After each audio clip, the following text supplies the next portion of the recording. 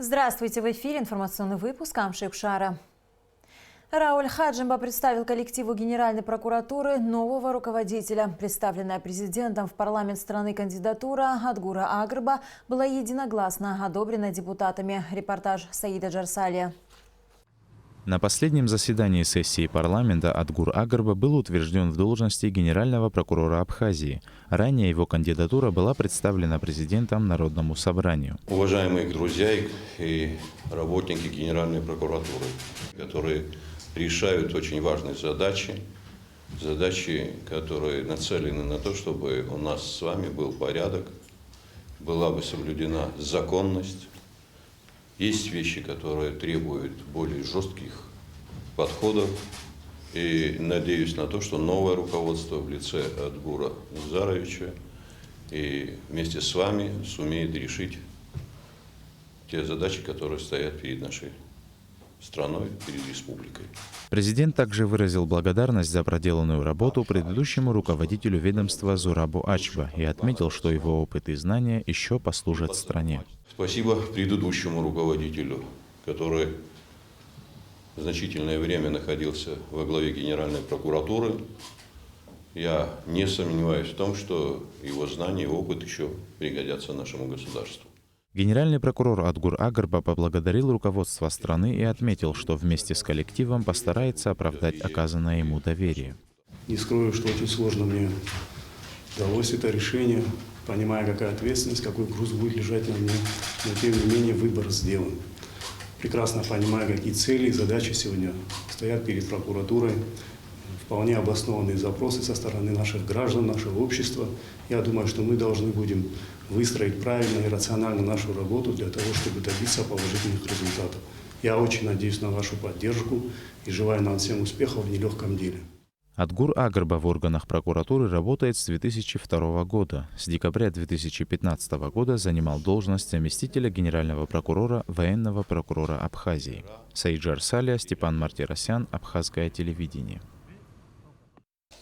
Министерство иностранных дел Республики Абхазия направило ноту в Департамент иностранных дел и торговли Республики Науру по случаю 10-й годовщины со дня установления дипломатических отношений между двумя государствами. Как отмечается в ноте, день 15 декабря 2009 года является поистине знаменательной датой в новейшей истории Республики Абхазия. А установление дипломатических отношений между Республикой Абхазия и Республикой Науру стало залогом развития отношений, дружбы и сотрудничества между народами и государствами. Региональное отделение Всемирного Абхазо-Абазинского конгресса создано в Королевстве Бельгия 13 декабря в рамках рабочего визита делегации Конгресса в страны Европейского Союза, сообщается на официальном сайте ВАК.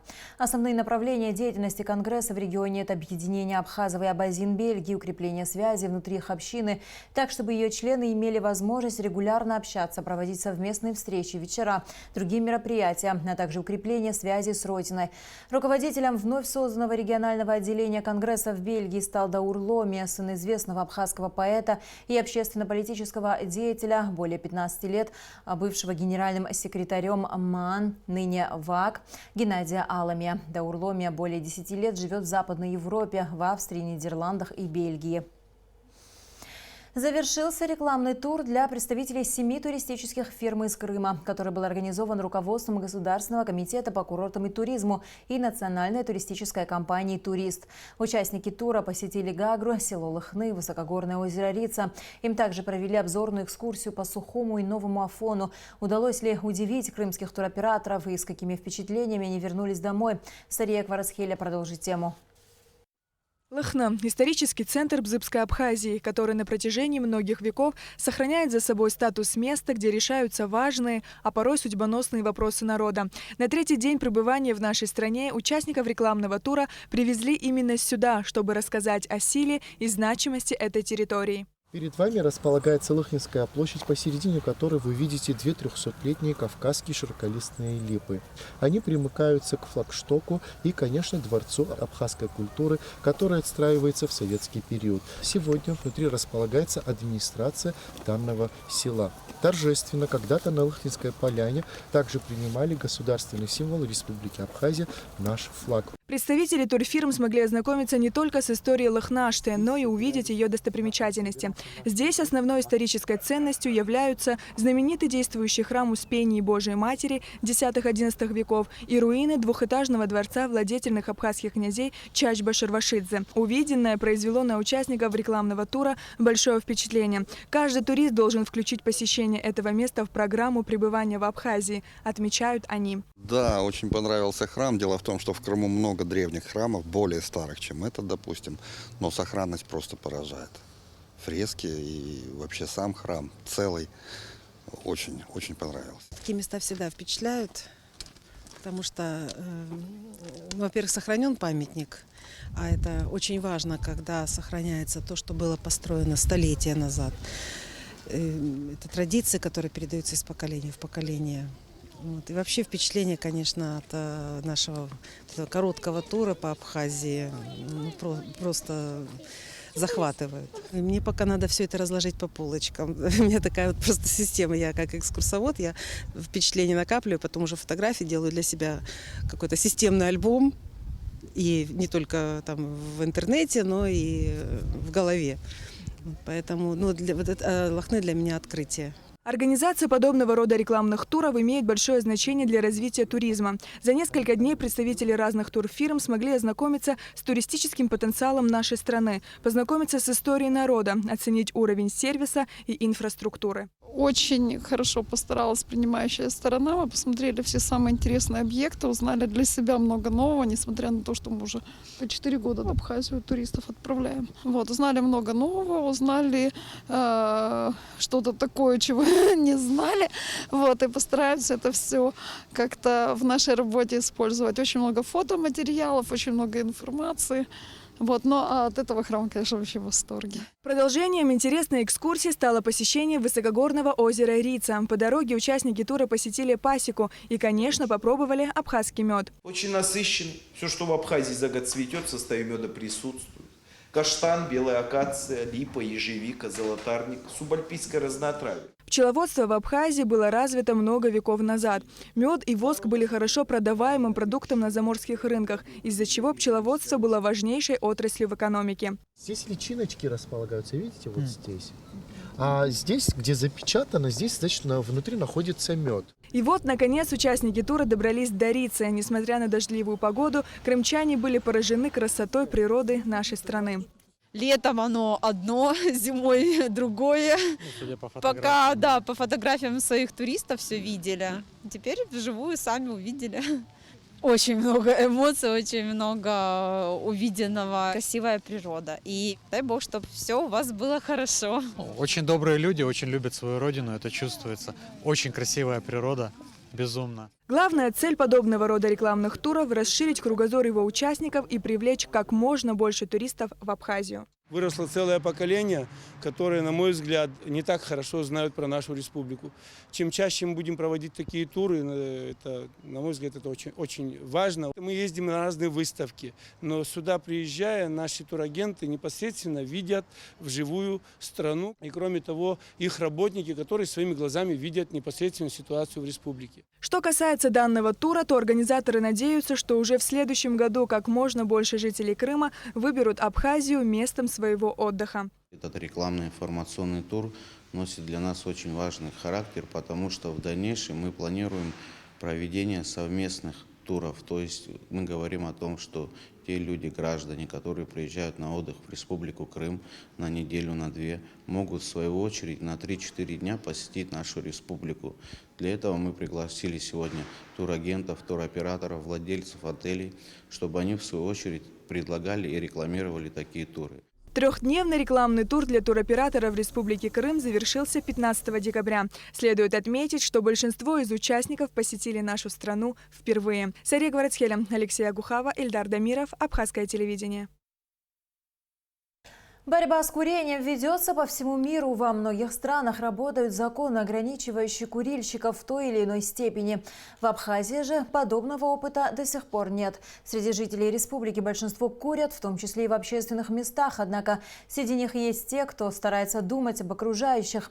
Сегодня существует немало различных способов отказа от курения. Наиболее популярный – это переход к электронным сигаретам и другим заменителям, приобрести которые можно в любой торговой точке, где продаются табачные изделия. Насколько такие заменители сигарет безопасны для здоровья, попытались разобраться наши корреспонденты. Смотрите специальный репортаж Амелии Бисмарк.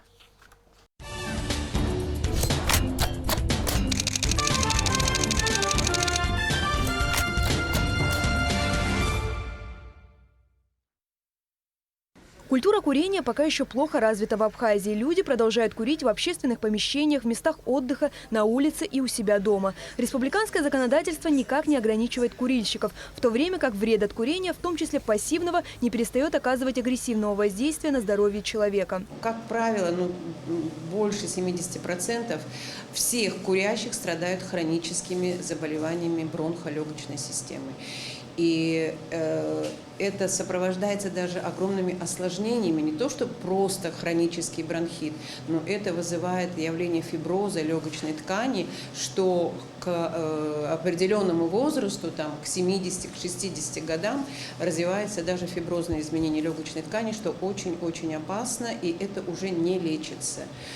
Больные переводятся на искусственную подачу кислорода. Курение увеличивает риск развития онкологических заболеваний, хронических проблем с щитовидной железой и желудком. Это второй по значимости фактор возникновения ишемической болезни сердца, в том числе инфаркта миокарда. Известно, что 50% курящих людей заболевают сердечно-сосудистыми заболеваниями, в частности, инфарктом миокарда.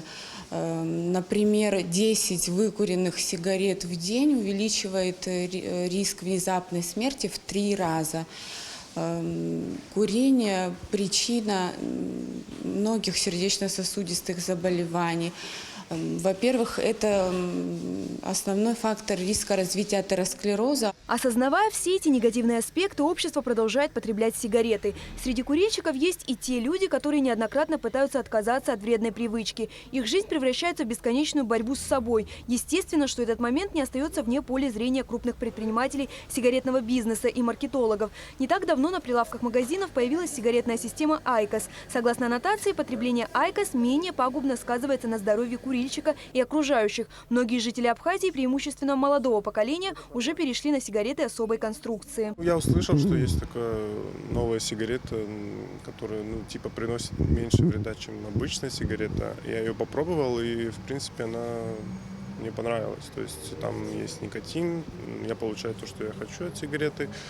И у меня как бы было в голове, что я через некоторое время брошу курить. Но пока это не произошло. Дэниел не только не бросил, но и не стал курить меньше. По признанию молодого человека, сейчас, как и раньше, он потребляет стандартные для себя 20 сигарет в день. К слову, Айкос сегодня стоит в Сухуми чуть менее 200 рублей. Написано, что 80% менее вредно, чем обычная сигарета.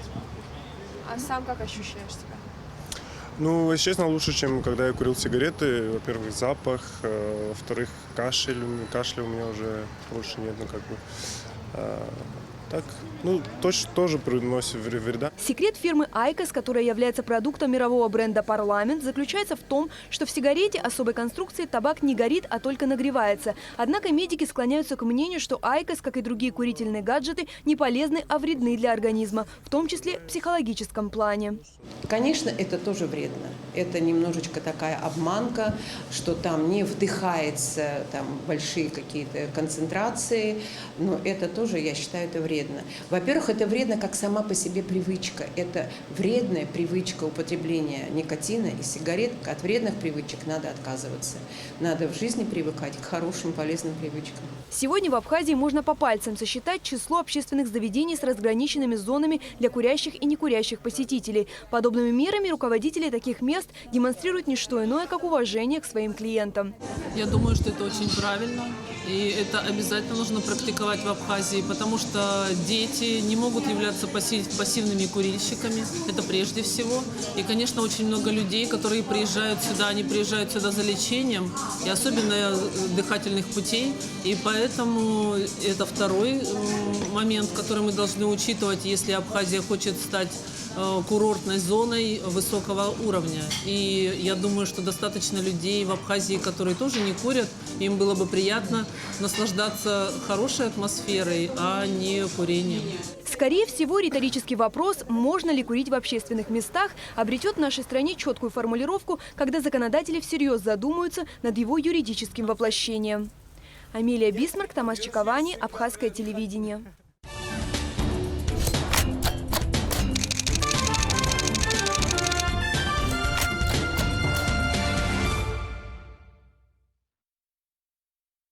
«11-12 декабря в Кабардино-Балкарии и Карачаево-Черкесии прошли гастроли Абхазского государственного молодежного театра, представившего спектакль «Последний из ушедших» по одноименному произведению Баграта Шингба. Трехчасовая постановка прошла с большим успехом. Развернувшаяся на сцене трагедия убыхского народа, блестяще сыгранная абхазскими актерами, оставила в сердцах зрителей бурю эмоций. Все подробности у Эсмы Гуланзе. Абхазский молодежный театр впервые представил постановку «Последнего из ушедших» за пределами родной республики. В Абхазии же спектакль показывался около 20 раз и каждый раз собирал аншлаги. После того, как поставили спектакль, хотели по всему Кавказу это показать. Но, к счастью, опередила, можно ее назвать, организатор больших гастролей Асият Мелитокова. В тот день, когда мы, к примеру, показывали, она присутствовала. И понравился этот спектакль, она нам предложила, чтобы мы по всему Кавказу показали. Естественно, конечно, мы согласились. Труппа, состоящая из 30 актеров и одного художника-декоратора, показала свое мастерство на сценах Нальчика и Черкесска. Несмотря на волнение и сложность драматической постановки, артисты прекрасно справились с задачей и сумели впечатлить зрителя. Спектакль на самом деле очень тяжелый. Что касается и режиссерской работы, и со стороны актерского мастерства, и с технической стороны. Мы с таким настроем, когда всегда начинаем наш спектакль один за всех и все за одного. И вот это вот с начала пути до конца и во время спектакля все, потому что когда ты играешь на стационаре, это совсем другое. Это, как говорится, вот домашний уют, да, домашнее тепло. А это все-таки чужой город, чужая сцена. Трагическая история о судьбе убыхов, вынужденных покинуть свою родину во время Кавказской войны, не оставила равнодушным никого. Трехчасовая постановка не отпускала ни на минуту. Отдельные сцены захватывали полностью. А полный драматизма рассказы последнего из ушедших Заурхана Зулака уводили мысли в тяжелое прошлое. Настолько им понравилось. Даже нас не отпускали. 5, 6, 7 раз мы выходили на поклоны. На самом деле такие теплые впечатления остались у нас. Я надеюсь, что и следующие выезды будут по другим республикам Северного Кавказа. Режиссерское решение, актерская игра и декорации пленили воображение зрителей. Работа молодежного театра Абхазии по-особенному заинтересовала публику. Их очень интересовала наша культура, как мы здесь живем, какие спектакли еще у нас ставятся, когда мы будем еще проезжать. После спектакля многие подходили с различными вопросами, кто поставил спектакль, можно ли этот спектакль поставить у нас. Но это опять-таки не актеров, а от зрителей, которые там находились, спрашивали. Другие люди, которые приходили на разные нации, их интересовало, это очень их затронуло, спрашивали, где можно книгу купить, это прочитать. Ну, я считаю то, что не зря мы просто поехали, что-то мы все-таки несли с собой, показывать то, что пока язык жив и народ всегда будет жить. В планах молодежного театра показать постановку в других городах Северного Кавказа и в местах проживания представителей абхазо-адыгской диаспоры в Турции. Эсма Гуланзе, Инна Лагухава, Абхазское телевидение. 25 декабря в Центральном выставочном зале Союза художников Абхазии состоится выставка абхазских художников на премию «Лучший художник года», на котором будут представлены работы в жанре живопись, графика, скульптура, декоративно-прикладное искусство. Прием работ на соискание премии начался в понедельник 16 декабря и завершится в среду 18 декабря. Выставку на премию «Лучший художник года» Министерство культуры проводит совместно с Союзом художников с 2002 года и ставит перед собой задачу поддержать художников, способствовать развитию изобразительного искусства и открытию новых имен.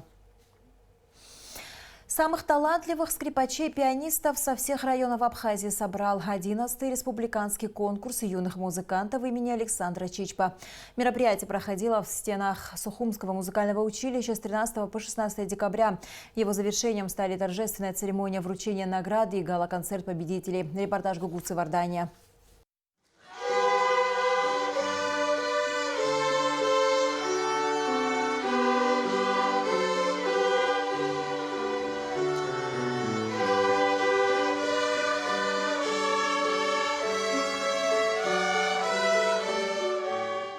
Для этих юных скрипачей из города Тпарчал сегодня важное и волнительное событие. В этом году они впервые участвовали в одном из главных музыкальных конкурсов страны. На гала-концерте победителей в их исполнении прозвучали сразу несколько произведений. Сюда они были приглашены в качестве почетных гостей. Мне очень скрипка нравится. Я играю такое произведение в гостях, но мне произведение очень нравится. Вот уже 11 лет подряд в стенах Сухумского музыкального училища проходит республиканский конкурс юных исполнителей. Здесь ежегодно собираются самые талантливые музыканты со всех районов страны. Мне очень нравится играть на скрипке. В пятницу у меня был конкурс. Моя тетя, она преподаватель, и мы с ней по вечерам занимаемся. Мне все легко. Просто иногда бывают сложные произведения. Я занимаюсь на пианино. 5 лет. Иногда легко, иногда сложно. А в чем сложность? Надо думать, как поиграть и как это сыграть еще там. Конкурс юных музыкантов проходил в 2 этапа. В первый день конкурса выступали музыканты по классу скрипка, а затем музыканты по классу фортепиано. Мероприятие организовано при поддержке Министерства культуры Республики. Для нас было несколько творческих открытий детишек, которые очень хорошо выступили, хорошо сыграли.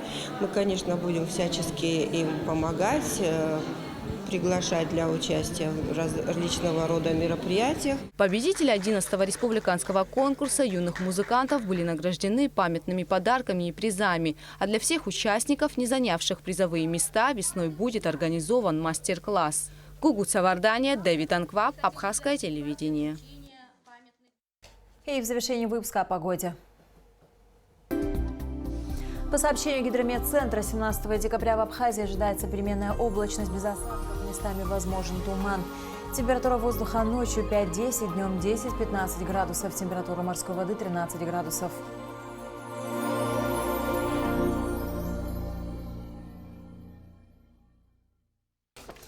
На этом наш выпуск завершен. До скорых встреч в эфире.